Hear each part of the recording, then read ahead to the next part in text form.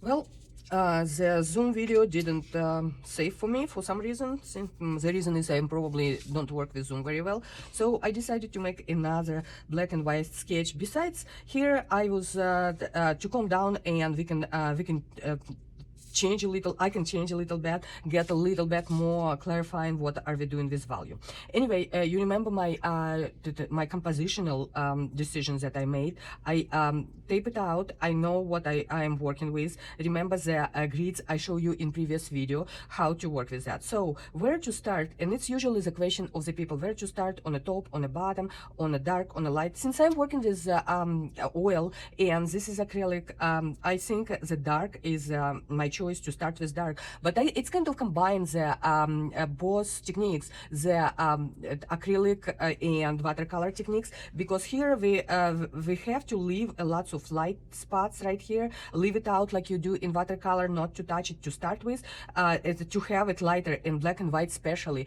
If we cover it with darker color and then we apply the lighter color on the top, I don't think it's gonna happen. Besides, we are working sort of with wash, but with watercolor wash. Wash means we mix water with lots of black, and so we will have the this organic landscape on with in some places just a wash from the colors that leftovers on our brush with water. So let's start, and where to start. In previous one I already got the mountains done, and it's been kind of little bit rough because it was I show you the previous versions that I did on a Zoom. So it's a lot the sharp edges. I didn't remove the sharp edges, and you can see it's on a tree, the sharp edges that I don't want to have it here. So study again, I'm not gonna leave the very sharp edges around the trees. I will dip it up with my paper towel. So let's start with the mountains, with the darker part, and it has a little bit lighter details here and there, which I can add a little bit later. So I will start with very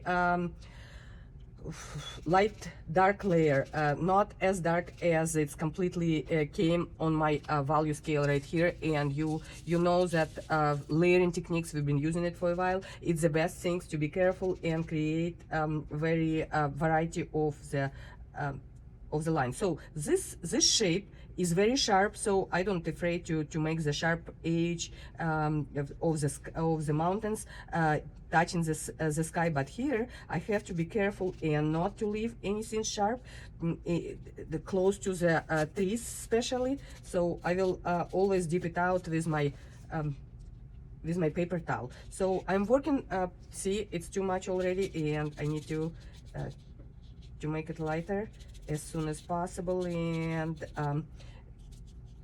will break the edges with my brush looking this way, so it's not the sharp edges again. And so I'm watering my brush a lot to create this transparency, to create the soft edges. And I don't care if it's a little bit rougher right here. Who knows what is going on there in the bushes? It's never that sharp, it's never that clean, so it's okay to have a little bit of different variety of values, since if it's going to be close to number 4 values, it's fine with me.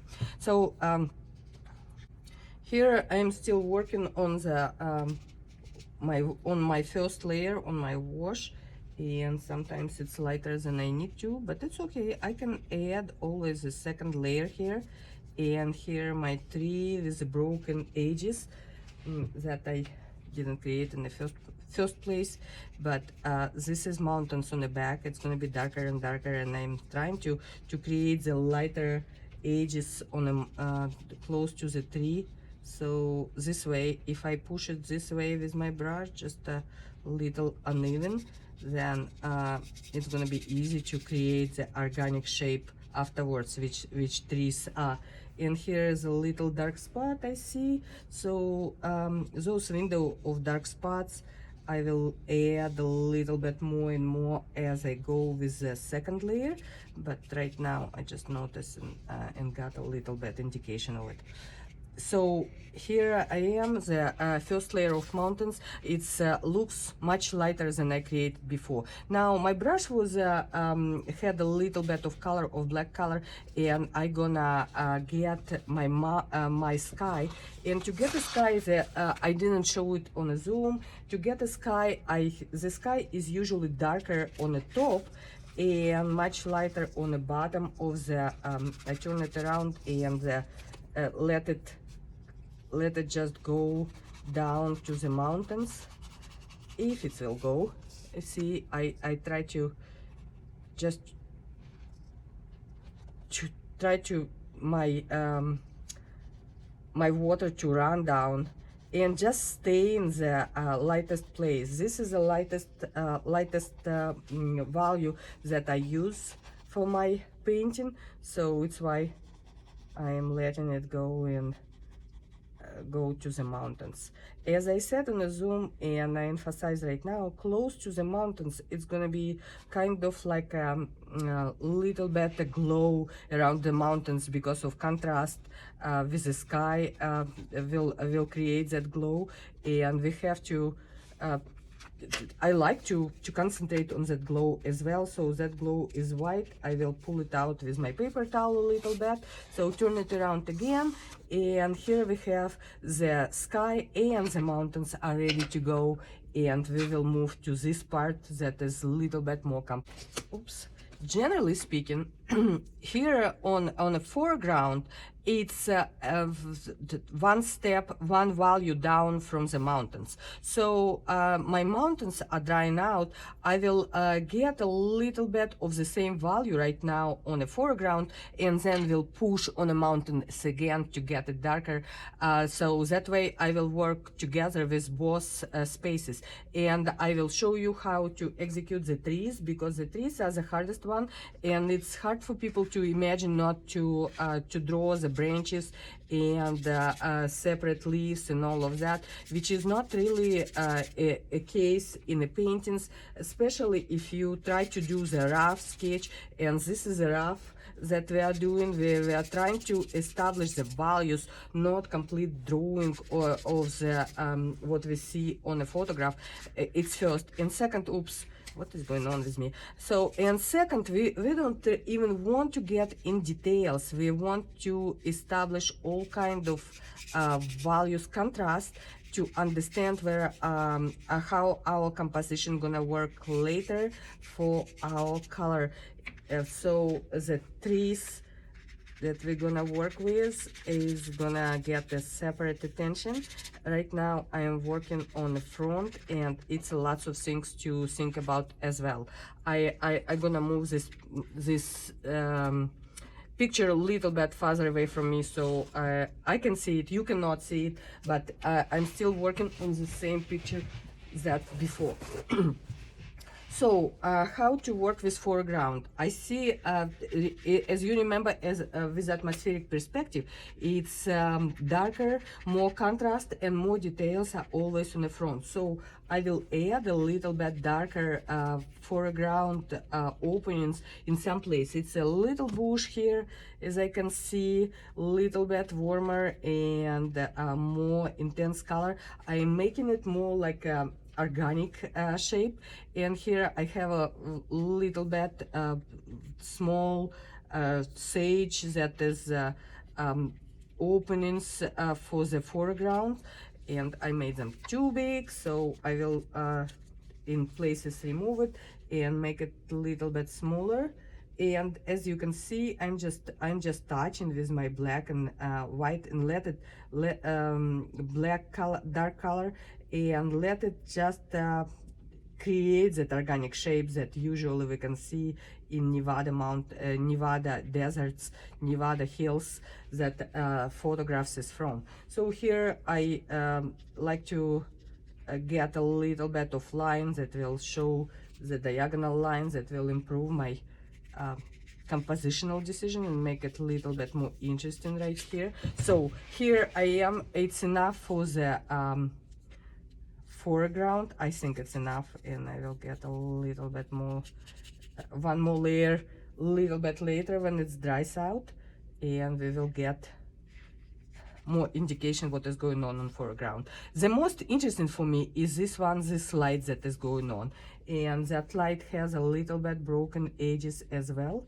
which the bushes created. The tree trunk, it comes from the tree trunk, and then tree comes out of that of that shape. Yeah, it has a little bit of the shadow.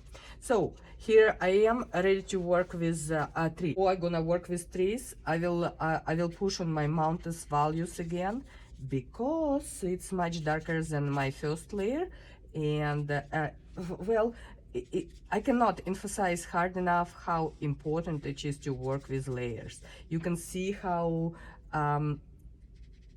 organically it's looking when it's the layers and layers of the colors of the values comes out.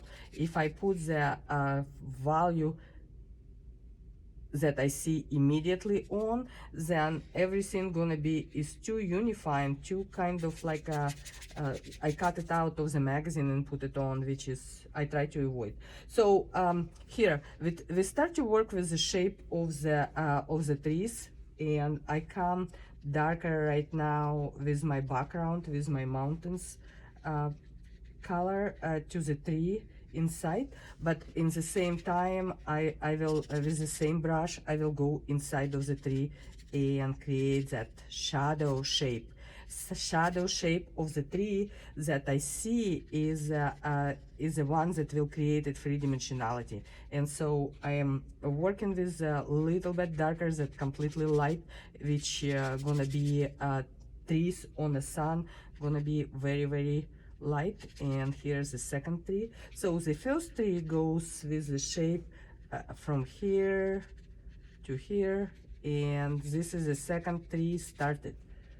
It comes and goes in the shape, and you can see that I can kind of like point it a little bit because the shape of the shadow is different. It's moving together with tree and wind, and it's very organic, so we don't want to push on it again to make a straight lines on the trees.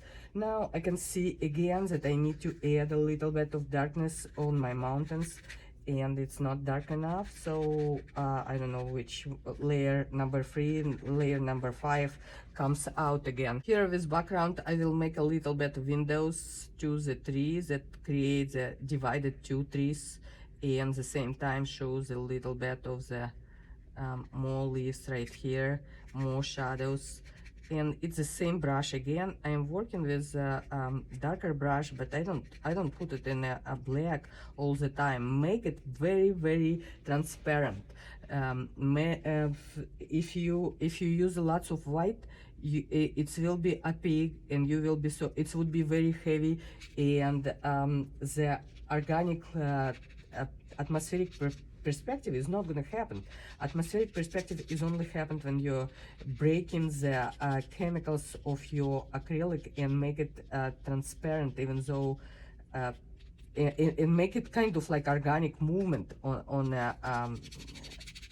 your paper, even though it's not canvas. But we can create some interesting shape if we are careful and not pushing it to start with. We are working with layers and layers of different things. So now it's time to work with this lighter part, and I just got my water and just dip it with water, the lighter part of my tree that I left open before, and this light that creates a center of my composition, to make it more contrast, to make it more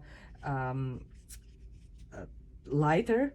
I need to add a little bit of dark. It's some kind of building there or something on the background that I can contrast it with, and plus the mountains.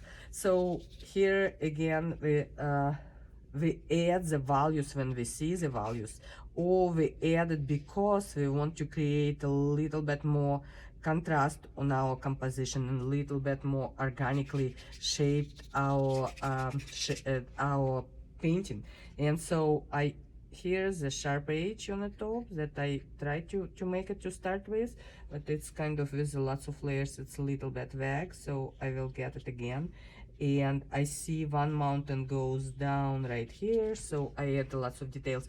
It's a lots of details I can work with. For example, add a little bit windows right there, add lots of details maybe right here. Then if I need to use white, I lost light somewhere, you can and you will probably. At this point I don't see I need it yet. I will work with that later if I need to. So this is the black and white draft that needs to be ready for us to work Thursday. So see you Thursday, and we will continue to work on color drafts. Thank you.